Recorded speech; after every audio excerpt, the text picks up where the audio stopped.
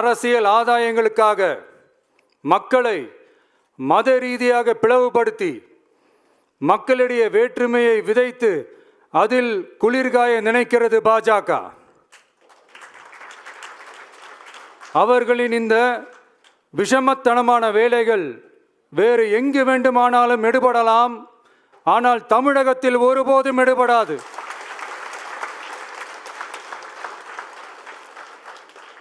சமூக நீதியும் நல்லிணக்கமும் சகோதரத்துவமும் சமத்துவமும் ஆழமாய் வேரூன்றிய மண் இந்த தமிழ்நாட்டு மண்.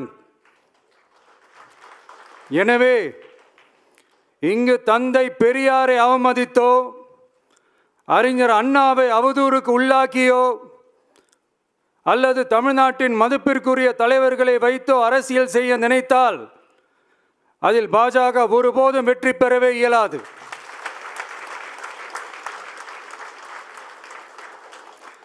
சுயநல அரசியல் லாபங்களுக்காக பாஜகவுடன் கூடி குழைந்து கூட்டணி போக திமுகவோ அதிமுகவோ இல்லை.